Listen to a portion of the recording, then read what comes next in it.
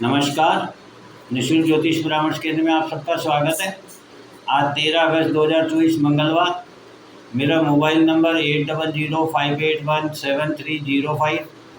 आप लोगों की कोई भी समस्या हो, कोई भी सवाल हो तो आप व्हाट्सएप पर अपना जन्म स्थान, जन्म दिनांक, जन्म समय, अपना नाम और जो भी आपका सवाल हो आप भेज सकते हैं। समय आने पर आपको व्हाट्सएप पर ही जवाब दे दिया जाएगा। आपसे निवेदन है, कृपया फ़ोन ना करें। जैसे हमारी कल तक चर्चा हुई थी कि इस व्यक्ति का ये जो लग्न है और नवमांश है उसमें जो दशा चल रही है उस दशा का भी इसको कैसा फल मिलने वाला है। तो हमने ये तो जाना कि इनको इस दशा में क्या फल मिलेगा और किस प्रकार मिलेगा वो फल, लेकिन हमने ये नहीं जाना कि ये व्यक्ति अपने जीवन में लेकर के क्या आया है और इस व्यक्ति को अपने जीवन को आगे चलाने के लिए, संचालित करने के लिए कैसे कर्म करने चाहिए, किस घर का सहारा लेना चाहिए, किस ग्रह का सहारा लेना चाहिए और किस तरीके से अपने जीवन का निर्वाह करना चाहिए ताकि इसको अपने जीवन में कोई समस्या उत्पन्न ना हो। तो हम आज देखेंगे सबसे पहले कि इस व्यक्ति को जैसे कि देवगण है मिला हुआ है, अर्थात गुणों में देवों वाले गुण प्राप्त हैं, अर्थात इसको हमेशा परार्थ के लिए कार्य करना है, इसको हमेशा दूसरों के प्रति सोचना है और देने की भाव रखने हैं। और वर्ण में कार्य कैसा करना है? शूद्र वर्ण का। शूद्र वर्ण अर्थात समाज में व्याप्त जितनी भी कुरीतियां हैं, धर्म के विपरीत अधर्म है, अव्यवस्था है, उनको साफ करना है, अर्थात लोगों को सही मार्ग दिखाना है, उनके मनों से, उनके दिलों से उस बुराइयों को, उन कुरीतियों को, उस दुष्प्रभावों को दूर करना है और उन्हें सही मार्ग दिखाना है ताकि इसका अपना कार्य जो इसे जीवन में करने के लिए प्राप्त हुआ है उस अनुरूप ये कार्य करेगा तो इससे धन लाभ भी होगा, सम्मान भी मिलेगा, जीवन निर्वाह भी अच्छा होगा और भाग्य का सहयोग भी मिलेगा। क्योंकि फिर उस स्थिति में जो आपको काम दिया गया है प्रकृति के द्वारा, जब आप उस अनुरूप कार्य करते हैं तो पूरी प्रकृति, पूरी कायनात आपको उसमें सहयोग प्रदान करती है। तो ये इसका शूद्र वर्ण का वर्णन हुआ। अब हम देखते हैं कि ये अपने प्रारब्ध से, अपने पूर्व जन्म से क्या लेकर के आया है। जैसा कि हमने देखा चंद्रमा जो कि इसके लग्न में स्थित है, लग्न वायु तत्व का है, स्वभाव देव स्वभाव है। मिथुन राशि 3 नंबर, मिथुन राशि का स्वामी बुध, प्रतीक चिन्ह एक लड़का एक लड़की।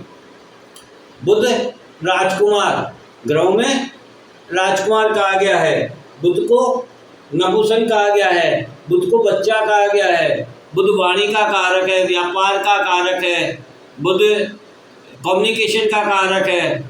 तो ये व्यक्ति जो अपना लग्न लेकर के आया है, इसका लग्न ये बता रहा है कि ये व्यक्ति अपने दोनों स्वभावों को जान करके एक लड़के में और एक लड़की में जो गुण होते हैं उन दोनों गुणों से ये परिपूर्ण है अपने व्यक्तित्व के साथ, और इसको हमेशा अपने व्यक्तित्व को वायु का जैसा रखना है, अर्थात ये कहीं पर हो या ना हो लेकिन लोग ऐसा महसूस करें कि वो हमारे बीच है। अर्थात इसकी वाणी, इसका कम्युनिकेशन, इसका कार्य इस प्रकार का होगा, इसका व्यक्तित्व इस प्रकार का होगा कि ये जिस महफिल में नहीं है उस महफिल में भी इसे याद किया जाएगा, इसको महसूस किया जाएगा कि वो व्यक्ति हमारे बीच में है। इस प्रकार का इस व्यक्ति को व्यक्तित्व मिला है।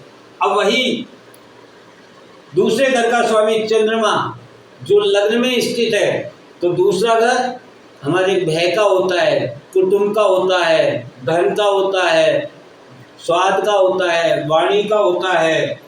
तो ये क्या कह रहा है? चूंकि कर्क राशि जो है वह जल राशि है, वह मोक्ष की पहली राशि है, वहाँ पर वह माता को प्रदर्शित करती है, चंद्रमा को प्रदर्शित करती है। तो जिस प्रकार से चंद्रमा 15 दिन घटता है, 15 दिन बढ़ता है, जल जिस तरीके से बहता जल ही स्वच्छ होता है, निर्मल होता है, कोमल होता है, तो इसका दूसरा भाव जिससे हम धन देखेंगे, स्वभाव देखेंगे, कुटुंब देखेंगे, वाणी देखेंगे, वह घर क्या बता रहा है कि इसके इन भावों के द्वारा इसके कुटुंब में निरंतर एक जैसा स्वरूप नहीं मिलेगा, घटता बढ़ता रहेगा। इसके पास जो धन संग्रहण होगा वह भी घटता बढ़ता रहेगा। इसके जो वाणी होगी उस वाणी में भी चंचलता होगी, चपलता होगी, निर्मलता होगी, कोमलता होगी। इस प्रकार से ये दूसरा भाव दिखा रहा है। तीसरा भाव सिंह राशि का है और उसका स्वामी सूर्य जो कि अपनी नीच राशि में बैठा हुआ है, लेकिन नीच भंग हो रहा है। तो वह जिस स्थान पर जाकर के बैठा, ये तीसरा भाव क्या दिखाता है? हमारे पराक्रम को, छोटे भाई बहनों को, पड़ोसियों को, कम्युनिकेशन को, छोटी मोटी यात्राओं को। तो जब ये तीसरा भाव का विश्लेषण हम करेंगे तो हम देखेंगे कि उसका प्रभाव हमें पांचवें घर से मिलेगा। और कैसे मिलेगा? चूंकि सूर्य नीच राशि में है लेकिन नीच भंग राजयोग भी बन रहा है, तो वह क्या करेगा? सूर्य वह हर परिस्थिति में इसकी आत्मा को बैलेंस करने का काम करेगा। किस प्रकार से बैलेंस करेगा? इसे हर बात में, हर तर्क वितर्क में, हर संबंध में, हर रिश्ते में, हर कार्य में, हर बुद्धि और विवेक में, हर संपर्क में, प्रेम में, प्यार में, संतान में, इसको हमेशा ये एहसास रहेगा कि धर्म क्या है और अधर्म क्या है, सही क्या है और गलत क्या है। यह किसी एक चीज़ से भावुक होकर कोई कार्य नहीं करेगा।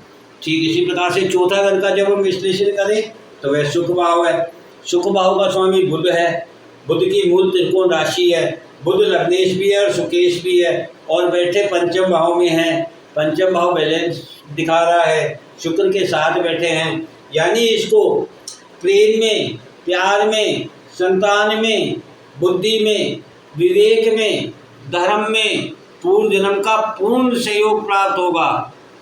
इसको जो भी कुछ मिलेगा सब पूर्व जन्म के द्वारा निर्धारित प्राप्त होगा।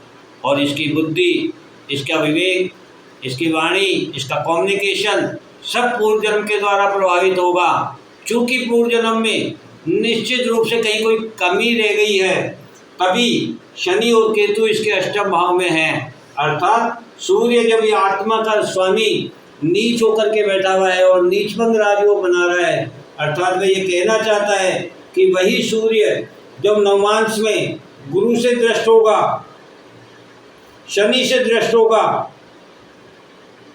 तो वह क्या करेगा? वही सूर्य, वही आत्मा छठे भाव में बैठकर इसको पूर्व जन्म के ऋण रोग शत्रुओं से मुक्त करेगा। उनको जो शत्रु है उनको प्रकाशित करेगा, उजागर करेगा, उन पर विजयी दिलवाएगा। कौन से कार्यों पर विजय दिलवाएगा?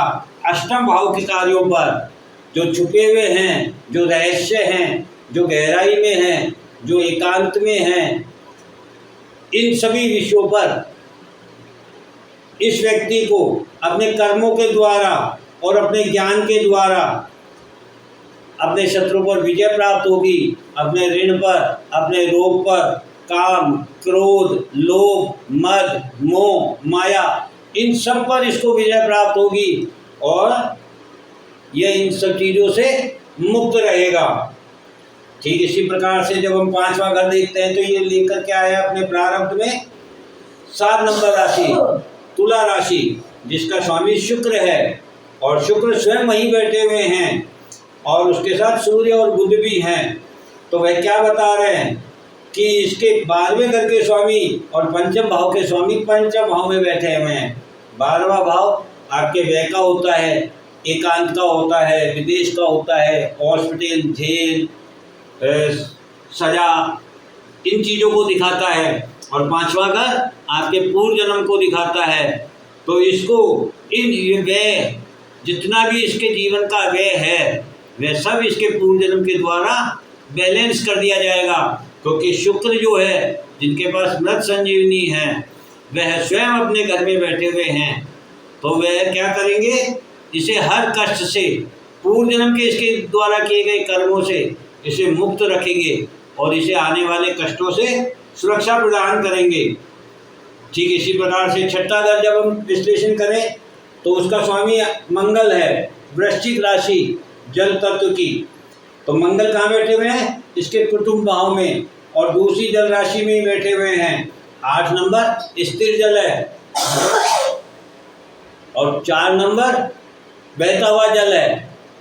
तो वही मंगल जो ऋण रोग शत्रु को दिखा रहे हैं, स्थिर लोगों को दिखा रहे हैं, जो इसके पूर्व जन्म से इसके स्थिर शत्रु रहे हैं, ऋणी हो, रोग हो या शत्रु हो, वे लोग कौन हैं, इसके अपने कुटुंब के लोग हैं, इसको अपने परिवार से मिले हुए सब कुछ, वह चाहे लोभ हो, मोह हो, माया हो, किसी भी प्रकार का जितना भी अकर्म है वह सब इसे अपने कुटुंब में स्थापित मिलेगा। तो लेकिन ये क्या करेगा, बहते जल के द्वारा निर्मल कोमलता के साथ अपनी दूरदृष्टि से राहु के गुणों को मिला करके, क्योंकि मंगल नीच का है, मंगल 10 नंबर राशि में उच्च का होता है, तो मंगल 4 नंबर में नीच का है। तो 8 नंबर का स्वामी जो कि नीच हो गया है वह 11वें भाव का भी स्वामी है और वह राहु के साथ है। राहु से क्या कर रहा है, अग्नि प्रदान कर रहा है, उसकी अग्नि जो शीतल हो गई है, उसकी ऊर्जा जो शीतल हो गई है उसको विस्फोटक बना रहा है, अर्थात इसके कुटुंब में ज्वालामुखी की तरह ज्वालामुखी फटेगी, इसके घर में विरोध होंगे, किंतु इसकी ऊर्जा चूंकि शीतल है, निर्मल है, कोमल है, तो यह अपने इन विचारों से, जो राहु के विचार है, जो रिस्क लेने की शक्ति है राहु के पास, जो अपना रूप परिवर्तन करने की शक्ति है राहु के पास, वह राहु जिसे अमृत कलश की मालूम है और वह अमृत कलश के लिए अपने पूरे जीवन को लगा देता है, वह राहु इसके मंगल के साथ बैठा हुआ है। तो इसकी ऊर्जा को 5 गुना बढ़ा करके वह इसको ये बताएगा कि इन सब चीज़ों से मुक्त होकर अमृत कैसे प्राप्त किया जा सकता है। ठीक इसी प्रकार से जब हम सप्तम भाव की बात करेंगे तो सप्तम भाव में 9 नंबर राशि है जिसके स्वामी गुरु है और ये धनु राशि है, ये अग्नि तत्व की है। ये तो ये गुरु जो है, सप्तम भाव किसका होता है, आप किसको देखते हैं, आप किसके जैसे मतलब बनना चाहते हैं, आप किसके समान अपने आप को बनाना चाहते हैं, या आपके बिजनेस पार्टनर का होता है, या आपके दाम्पत्य भाव का होता है, या आपके उस व्यक्ति का होता है जिसे आप अपना दर्पण समझते हैं, यानी जिसके धर्म पर, जिसके कर्म पर, जिसके संस्कारों पर, जिसके द्वारा आप प्रभावित होते हैं, ये भाव बैलेंस करने का होता है, जो आपके व्यक्तित्व को बैलेंस करता है। उसका स्वामी कौन है, गुरु, और वह जाके कहाँ बैठे हैं, धर्म भाव में, पिता के भाव में, अर्थात आप जिसको भी देखते हैं वह आपके पिता के तुल्य होते हैं। आप हर व्यक्ति में अपने सामने जिसको पाना चाहते हैं उसको पिता के तरह देखना चाहते हैं, पिता के स्वभाव से देखना चाहते हैं, पिता के कर्मों को जैसा देखना चाहते हैं। तो आप में हमेशा अपने मन में ये भाव रहेंगे कि यदि मेरे सामने मेरा कोई आदर्श है तो वह मेरे पिता है, मेरा धर्म है, मेरा संस्कार है, मेरा ज्ञान है। ठीक इसी प्रकार से जब हम अष्टम भाव की बात करेंगे तो वहाँ मकर राशि है और वह शनि की राशि है और शनि स्वयं वहाँ बैठे हैं। चूँकि अष्टम भाव गहराई होती है, स्थिर जल होता है, एकांत होता है और ये भूमि तत्व की है, अर्थात ये शनि ये बता रहे हैं कि आप अपने जो भी कार्य करें, साथ में केतु बैठे हैं, केतु पूर्व जन्म को दिखाते हैं, अर्थात केतु ये बताना चाहते हैं आपने पिछले जन्म में जो भी कर्म किए वह कर्म छुपे हुए रह गए, एक्सपोज नहीं हो पाए, लोगों तक नहीं पहुंच पाए।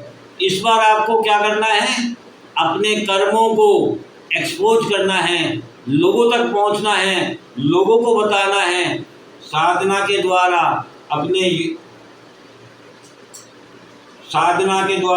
कर्मों के द्वारा आपको अपने कर्मों को लोगों तक पहुंचाना है। 11 नंबर, 9वां घर, तो वहाँ 11 नंबर राशि लिखी है। 11 नंबर के स्वामी शनि होते हैं। ये शनि की मूल त्रिकोण राशि होती है और यहाँ पर गुरु बैठे हुए हैं। 9वें घर से हम भाग्य देखते हैं, धर्म देखते हैं, पिता का विचार करते हैं। तो गुरु जो स्वयं भगवान है, जो स्वयं ज्ञान के दाता है, जो स्वयं भारी हैं, जो स्वयं धर्म के रक्षक हैं। और 11 नंबर राशि अमृत कलश है, इच्छा पूर्ति की राशि है। अर्थात इस व्यक्ति को अपने धर्म को निभाने के लिए गुरु का सहारा लेना पड़ेगा, अपने धर्म का, अपने ज्ञान का, अपने पिता का। तो इसे अमृत कलश इसके भाग्य में इसे प्राप्त होगा। इस प्रकार से चूंकि इसमें मंगल की भी दृष्टि है और मंगल इसका शीतल जल में, बहते जल में स्थित है। हालांकि वो नीच का है, लेकिन वह क्या कर रहा है, वह अपनी 8वीं दृष्टि डालकर उस चीज की रक्षा कर रहा है। जो भी विपदा इसके भाग्य में आएगी, इसके प्रचार प्रसार में आएगी, इसके धर्म में आएगी, वह उस ऊर्जा से समाप्त कर देगा। और 10वां घर जो कि कर्म का होता है, वह 12 नंबर राशि लिखी हुई है और 12 नंबर का स्वामी गुरु होता है। गुरु जो कि इसके भाग्य भाव में बैठे हैं, धर्म भाव में बैठे हुए हैं। तो वह क्या कह रहे हैं, क्या बताना चाह रहे हैं? वह कहना चाह रहे हैं कि यदि आप अपना कर्म अपने धर्म के अनुसार, अपने पिता के अनुसार करते हैं, अपने ज्ञान को अपने पिता के अनुसार, अपने धर्म के अनुसार, कुंभ अर्थात प्रचार प्रसार, कलश जो कि अमृत कलश आपको मिला हुआ है, आपके पास जो अमृत कलश है, आपके पास जो ज्ञान है, उसे आप आगे तक फैला सकते हैं, पहुंचा सकते हैं। 11वां घर जो कि इच्छा पूर्ति का होता है, वहाँ 1 नंबर लिखा हुआ है। 1 नंबर के स्वामी मंगल होते हैं और 1 नंबर अग्नि तत्व है और मंगल यहाँ पे जल राशि में बैठे हुए हैं। वह क्या बता रहे हैं, 1 नंबर बड़े भाइयों का भी होता है। तो 1 नंबर बड़े भाई बहन, आपकी इच्छा पूर्ति, आपके द्वारा किए गए कर्मों का फल आपको कहाँ से मिलेगा? कुटुंब से मिलेगा। कौन से कुटुंब से? जो आपके बड़े भाई बहन हैं या आपके जो शत्रु हैं, स्थिर शत्रु जो पूर्व जन्म से आप लेकर के आए हैं, वह सब कहाँ पर है? आपके कुटुंब भाव में। लेकिन आप अपने मन की निर्मलता से, कोमलता से, सहायता से उस शत्रुओं का नाश करने में सफल रहेंगे। ठीक 12वां भाव पे जब हम आते हैं तो वह भाव होता है और वह भाव क्या दिखाता है? एकांत, अकेलापन, किसी प्रकार की सजा, विदेश, जेल, हॉस्पिटल। और उसका स्वामी शुक्र है और शुक्र अपने ही घर में बैठे हुए हैं, पंचम भाव में बैठे हुए हैं। पंचम भाव आपके पूर्व जन्म का है, यानी जितना भी वे आप लेकर के आए हैं वह सब कौन सा है? आपके पूर्व जन्म का। आपको उस चीज को बैलेंस करना है जो पूर्व जन्म में आपके पास रह गई, उसको 2 नंबर वैसे वृष राशि होती है। वृष राशि हमारे कर्म को दिखाती है। तो ये क्या कहना चाहते हैं कि आप अपने शुक्र का व्यय कीजिए और अपने बुद्धि और विवेक का बैलेंस करके, अपने सुखों का बैलेंस करके, अपनी आत्मा के द्वारा ये जान करके क्या सही है, क्या धर्म है, क्या अधर्म है, क्या गलत है, क्या सही है, ये इन चीज़ों का विचार करके यदि कार्य करेंगे तो इनका 12वां घर जो कि ये लग्न में अपने जन्म के समय लेकर आए हैं, उससे मुक्त हो पाएंगे। ये इस प्रकार के लग्न की चर्चा हमने की। अब हम कल इसके नौमांश की चर्चा करेंगे। ये तो लेकर के आए वो चीज़ें मैंने आपको प्रदर्शित किए जो पूर्व जन्म से इनके पास इस जन्म में ट्रांसफ़र हुई है। अब इस जन्म में इनको कैसे कर्म करने हैं, उन ग्रहों को किस तरीके से काम में लेना है, ये हम नवमांश से जानेंगे। तो नवमांश पर हम कल चर्चा करेंगे। तो इस प्रकार से हम धीरे धीरे कुंडली देखना सीखेंगे। आप लोगों को बहुत आसान हो जाएगा। आप खुद अपनी कुंडली देख पाएंगे, समझ पाएंगे और अपनी व्याख्या खुद कर पाएंगे, अपनी समस्याओं से निकल पाएंगे। जय हिंद, जय भारत।